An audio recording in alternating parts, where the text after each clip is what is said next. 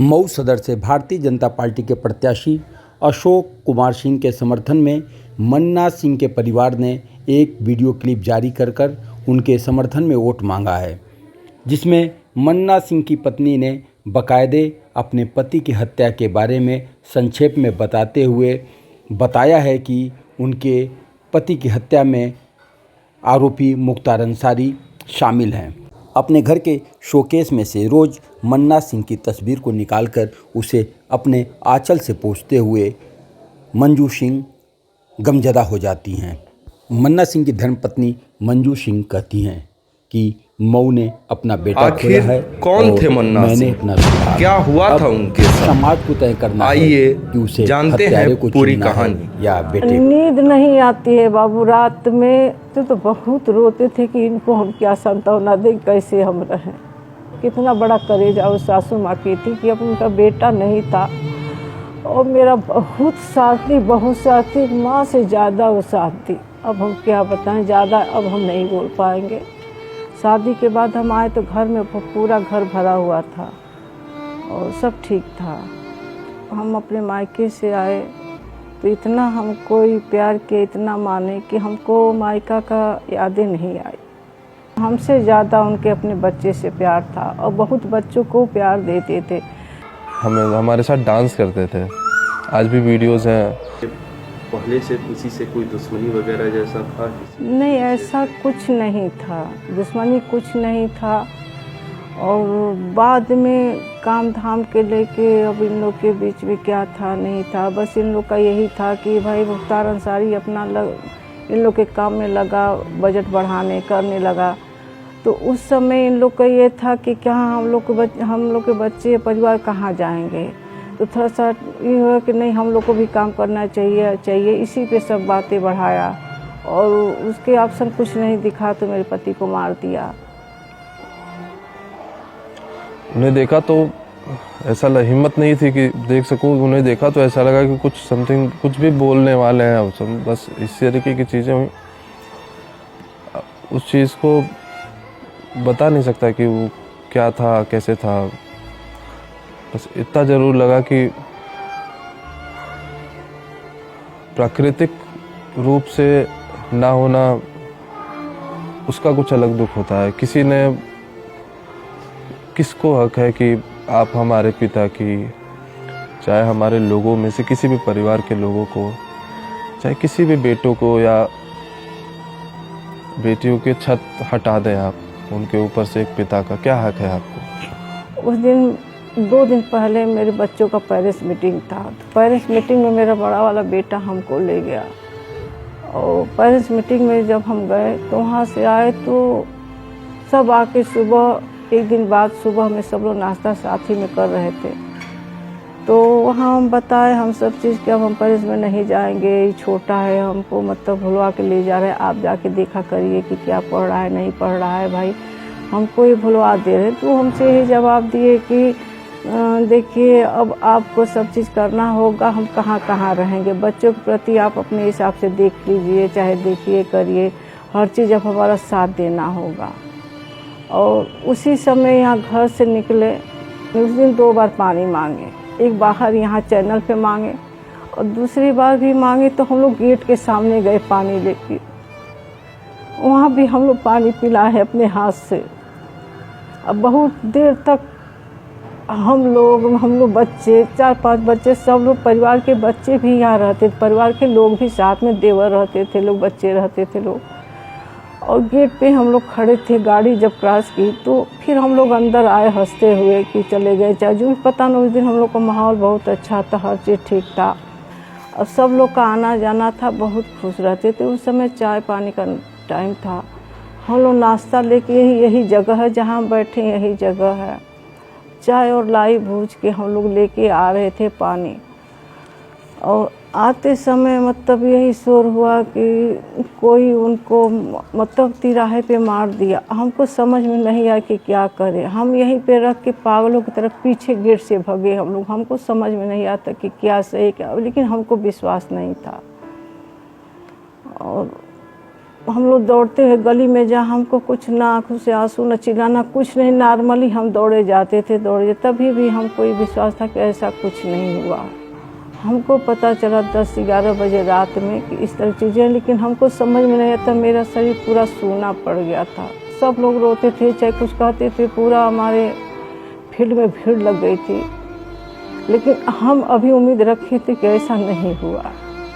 उनको जब हम सामने देखे यहीं पे लिटाया हुआ, तब हमको लगा कि नहीं है। उसके बाद भी ये लगता था कि नहीं, ये आ जाएंगे। बहुत दिन उम्मीद लगा के हम बैठे थे।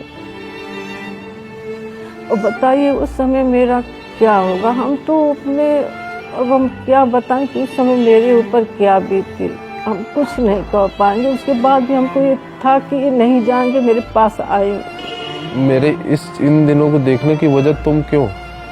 क्या बिगाड़ा था हमने? किसी को कुछ नहीं बिगाड़ा था। गुंडा टैक्स देने को मना किया था, जहाँ तक मुझे याद है। मेरे सामने फोन आया था जब मैं बैठा था। बच्चे मेरे को बड़ा वाला कोचिंग गया था, 2 बच्चे घर पे थे और बड़ा वाला बेटा था मेरा, यही जगह है, कुर्सी पे बैठे हुए थे। और बड़ा वाला बेटा आएगा बस यही कहता था कि मेरी मम्मी का क्या होगा, अरे यार मेरी मम्मी का क्या होगा। तब भी हम कहें कि नहीं बाबू कुछ नहीं होगा, पापा है, पापा आएंगे और इस तरह की चीज़ें नहीं होगी। नींद नहीं आती है बाबू, रात में हम सोते हैं तो हमको नींद नहीं आती। और ये परेशानी किससे बताएं, बच्चों को बताएंगे तो उनको भी पिता नहीं है और सासू माँ है नहीं, जेठानी मेरे जेठ घर पे रहते हैं, तो अपनी परेशानियाँ किससे बताएं। तभी भी कभी कभी रुलाई आती है, 1 महीना 1.5 महीना पे खूब के हमको घबराहट होती है तो खूब रो लेते हैं। मेरी माँ पागल की तरह से हो गई थी, जिसको कुछ होश हवास नहीं था। वो चिल्लाना, वो रोना और एक भीड़ इकट्ठा होना घर पे, और मेरी माँ का मुझे पकड़ करके चिल्ला करके रोना, मुझे खुलकर भी रोने नहीं देता था। मुझे लगता था कि अगर मैं रो दूंगा तो मेरी माँ का क्या होगा। और मैंने बड़ी मुश्किल से अपने आप को वहाँ पे उस मोमेंट पे, उस क्षण पे संभाला था। और लगभग मैं पूरी रात अपने आप को संभाल के रखा था कि जब तक कि पिताजी की डेड बॉडी मेरे घर तक नहीं आ गई। कितने दिन हम आपा से बाहर रहे, तभी हम उम्मीद लगा के रखे थे कि ऐसा नहीं हुआ है। हमको तो धीरे धीरे 2 साल 4 साल हम सब काम करते थे, लेकिन 2-4 साल तक हमको उम्मीद था कि ऐसा नहीं हुआ है। अंदर से तो रूह कांप गई थी, रोना धोना हर चीज़ था, लेकिन अभी उम्मीद लगा के रखे थे कि वो आएंगे, हैं हम लोग के बीच में। तो यादें आती हैं तो सोच के करके रो के अपना चुप हो जाते हैं।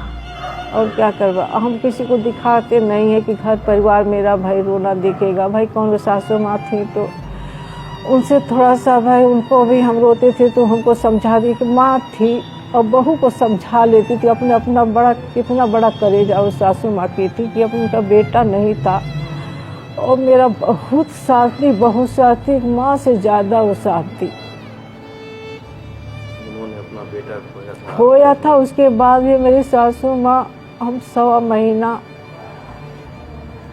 मेरे पास नहीं आई, यही कहती रही कि नहीं, जब मेरी बहू को सब लोग चीज़ पहनाएंगे तब हम बाहर होंगे। अपनी सासू माँ के लिए हम हर चीज़ थोड़ा सा पहनना कि देखिए माँ हम ये पहने वो पहने, हम ऐसे रहेंगे।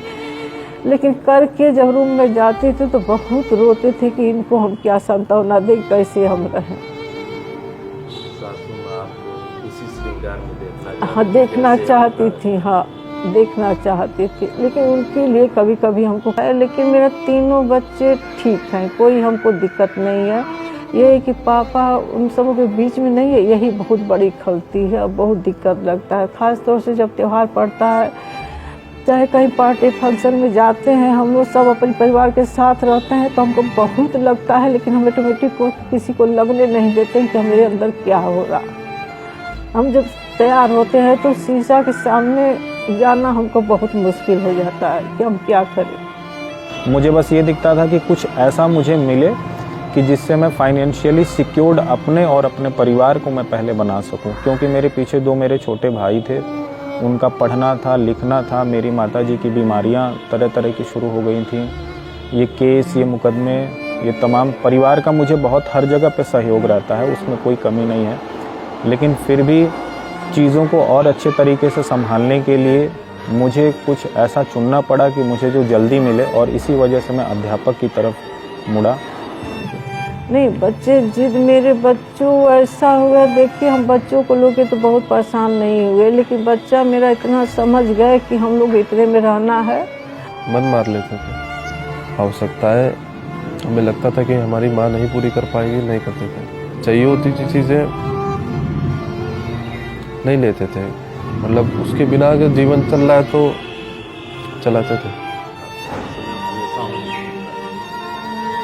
कितना मुश्किल हो जाता है इन चीज़ों से सब। बहुत मुश्किल था, बहुत मुश्किल था कि हम अब कैसे क्या करेंगे। हम 20 लोग को लेके चलते थे, मेरे देवर थे, जेठानी के लड़के थे, मतलब यहाँ हम लोग ड्राइवर 2-4-10 हमेशा, मतलब मेरे दिमाग में यही था कि हम क्या करेंगे, कैसे रहेंगे, कहाँ जाएंगे, फिर वहाँ जाएंगे तो फिर अपने रूम पे हम क्या खिलाएंगे, कि मतलब मेरे बच्चों का क्या मतलब होगा, हमारा क्या होगा। लेकिन मेरा परिवार ऐसा था कि मेरा साथ बहुत दिया और बहुत अच्छे से दिया। हरिंदर सिंह हैं, अशोक सिंह हैं, और मतलब मेरे जेठ जी हैं, सब लोग इतना हमको मनोबल दिए कि हम मतलब। ये सब होने के बाद दोबारा भी कभी कोई फांसी वगैरह तो अशोक सिंह देवर हैं, उनके प्रति तो बहुत ज़्यादा ही पूरा मतलब हुआ, लेकिन अब पीछे वो नहीं हटे। धमकियाँ तो वो देते हैं, गोलियाँ वो चलवाते हैं, हम तो नहीं चलवाते। भाइयों पे मतलब प्रताड़ित किया गया, राम सिंह को मरवा ही दिया। और मतलब परिवार में सोचा कि राम सिंह हम लोग के परिवार में है, वो सुनने में आया कि हरिंदर सिंह को मारना चाह रहा है, राम सिंह को मरवा दिया। देवर हैं, तो उनको फिर इसके बाद राम सिंह का हुआ तो फिर फ्रंट पे आए अशोक भैया, देवर हैं, और तभी से वो लड़ाई लड़ रहे हैं, लेकिन पीछे नहीं हटे। वो अपना लड़ाई करते ही जा रहे हैं, लड़ते ही जा रहे हैं। उसकी जो चीज़ें हैं, क्या आप लोगों को डर है कि यदि दोबारा चीज़ें हुई तो फिर कुछ और भी चीज़ें वो घटित कर सकता है, ऐसा कुछ? अब दिमाग में तो ऐसा हम कुछ नहीं रखते हैं, क्यों क्या करेगा। आज 20 साल से लड़ी रहे ना, उसके डर से कौन अंदर रहेगा। अब हम क्या बताएं, ज़्यादा अब हम नहीं बोल पाएंगे। सदर की जनता से मैं यही हाथ जोड़ के कहेंगे कि आज हमको सब लोग वोट दे। उम्मीद यही है कि सब लोग हमको वोट दे, और उन लोग से यही उम्मीदें हैं कि वोट दे के हमको जिताएं। और जीतने के बाद यही रहेगा कि हम जनता के आभारी हैं, जनता के लिए हम कुछ करेंगे। और पूरे सहमत से हमको जिता दे, तब भी हम समाज के सोचेंगे कि मतलब हाँ मेरा कोई है तो समाज है, समाज की वजह से हम ऊपर उठे हुए हैं।